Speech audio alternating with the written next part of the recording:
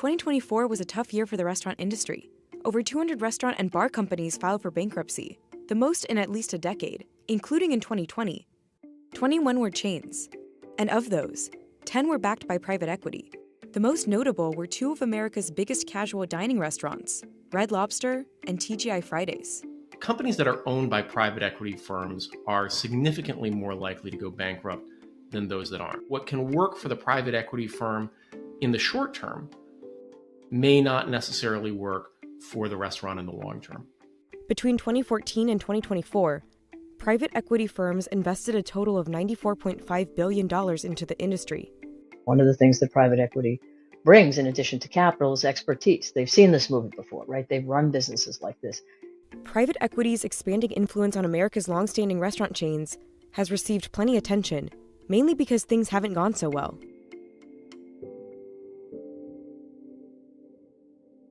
The term private equity is widely used, but perhaps not always understood. It applies to investment firms that finance private companies for mainly two reasons. Either because they showcase a lot of potential early on, or they're struggling and need a bailout. Regardless, the goal is simple: cash out by helping the company go public, or turn it around to sell it at a profit, usually within 5 to 8 years. For this story, we'll focus on a transaction type called a leveraged buyout, or an LBO, commonly used by private equity firms.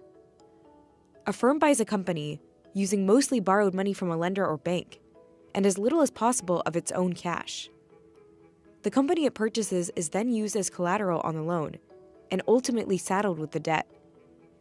It's risky, and highly dependent on high cash flow. Restaurants generally have a lot of cash flow coming in every day. People are coming to the restaurants every day, and that steady cash flow can be used to pay down the debt that's required to buy up the business. In 2024, leveraged buyouts in the US declined by about 5% from 2023. However, restaurant and bar LBOs surged by more than 41%.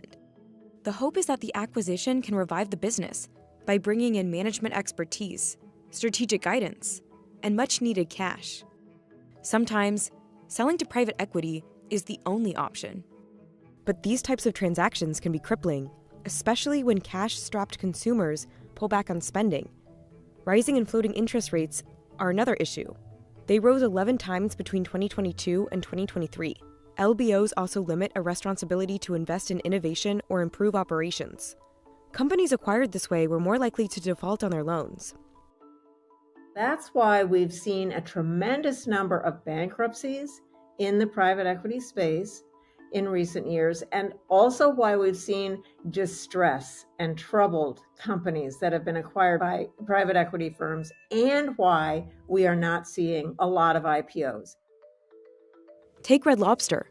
At its peak, it employed 36,000 people, serving 64 million customers annually in more than 600 locations. But the company's sluggish sales and declining visits led to its 2014 sale to Golden Gate Capital for $2.1 billion. But a decade later, Red Lobster filing for Chapter 11, bankruptcy. Among the list of reasons blamed, difficult macro, bloated and underperforming restaurant footprint, and failed or ill-advised strategic initiatives. TGI Fridays had a similar path. It had 500 U.S. locations a decade ago. By the time it filed for bankruptcy, it had 135. It was also bought by a leveraged buyout, but failed a decade later. These failures aren't unique to these two brands. LBOs don't have a strong track record. In 2023, 2/3 of all defaulted LBOs were by companies backed by private equity. I think that goes back to how those deals are structured, with a lot of debt that these businesses have to pay back. Those sales obviously work typically very well for the private equity firms, often work extremely well for the executives at the restaurant chains. But I think, as we've seen with Red Lobster and others, it's often not great for the long-term health of the business. When Red Lobster first announced its bankruptcy, many were quick to blame the company's endless shrimp promotion as the main culprit. Ultimate endless shrimp is here. But it really wasn't about the endless shrimp. That was a costly episode, but it was certainly nowhere near as costly as the initial sale of the very high-level premium real estate locations that Red Lobster had. The initial sale of premium real estate that Morganson's referencing is the so-called sale-leaseback deal that happened in tandem with the 2014 Red Lobster buyout. Its new owner, private equity firm Golden Gate Capital sold the real estate of 500 Red Lobster locations for $1.5 billion to a real estate company. Red Lobster then leased those properties from their real estate company. That's a sale-leaseback. While there are some tax benefits and freed up capital for the private equity firm, Red Lobster had to repay the debt from a buyout on top of rent. In 2020, Golden Gate Capital sold its remaining equity stake in Red Lobster to a consortium comprised of publicly traded seafood supplier Thai Union, who already had a 25% stake in the chain. At the time, Red Lobster had a $380 million loan that was due summer 2021. It later refinanced, but pandemic restrictions and rising interest rates further contributed to the seafood chain's downfall. In May 2024, the month it filed for bankruptcy, almost half of its bills were at least 91 days late, according to CreditSafe. There are a lot of moving parts. There are a lot of pieces to the puzzle. It is not just black and white that sale-leasebacks always result in problems, but they often do.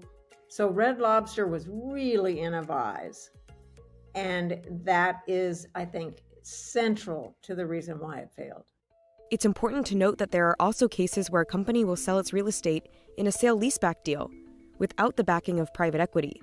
Burger chain Red Robin, for example, sold nearly 30 restaurants for $84 million using the strategy over the course of 3 deals as part of a turnaround plan. Now, that generates a quick hit of cash. But what it means is that the restaurant is now responsible for paying for something every quarter or every month that it used to own outright. And it also means that it no longer has an asset that it can borrow against in tough times. In the case of TGI Fridays, its new private equity owners tried to reduce its debt by selling the company-owned restaurants to franchisees, but that majorly depleted the company's assets. A poorly executed $450 million deal later meant the company's survival became dependent on achieving sales targets it couldn't hit. Other financial strategies private equity uses are roll-ups, where a firm squashes competition by buying up similar businesses in an industry or area, enabling it to either raise prices or lower wages. Like OKX Capital, for example, whose restaurant portfolio has grown to 20 chains as of February 2025. After its latest deal with Subway in 2024, it now owns 2 competing sandwich companies. It has previously been accused of cutting service and lowering the quality of its other eateries. And in 2021, it helped defeat legislation that would have raised the federal minimum wage to $15.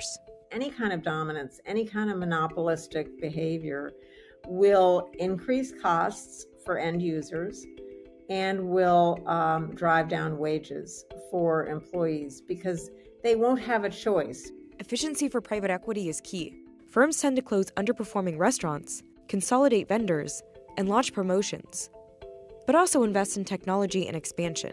I think the biggest misconception is that private equity is going to derive the greatest portion of value creation through cost cutting. Certainly, you want to be efficient, but we all know you got to spend money to make money, right? And if the goal here is to make the asset have a greater value, there has to be investment in that.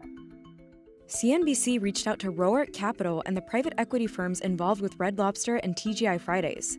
However, all declined CNBC's request for an interview or comment.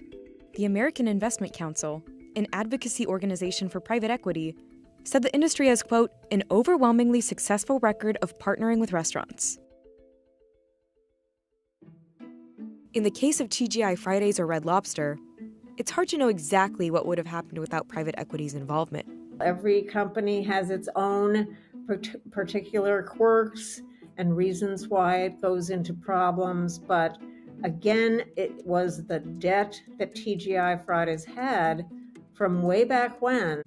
There's been a bunch of headwinds that have affected the restaurant industry writ large, and I think those would apply irrespective of who owns the particular concept. Operating is hard. It's hard for private equity firms, and it's hard for strategic firms. Running a business is hard work. The latest multi-billion-dollar deals in smoothies, sandwiches, and frozen custard will also serve as another litmus test for leveraged buyouts.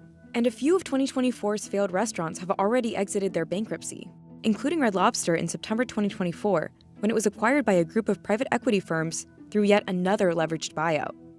Plus, antitrust regulation on mergers and acquisitions is coming in February 2025 that will force companies to be more transparent about the strategies they use and who their investors are. This could bring more scrutiny to and even limit some of private equity's tactics like roll-ups. It's unclear how the current administration will deal with them. Bellew believes the industry needs more regulations, not less. I don't think it's a given that to survive in the restaurant business, that these restaurant chains need to sell themselves to private equity firms. But as long as we have a legal system that incentivizes extractive, short-term thinking, I worry that private equity investments are going to be much more destructive for the restaurant industry than they're going to be helpful.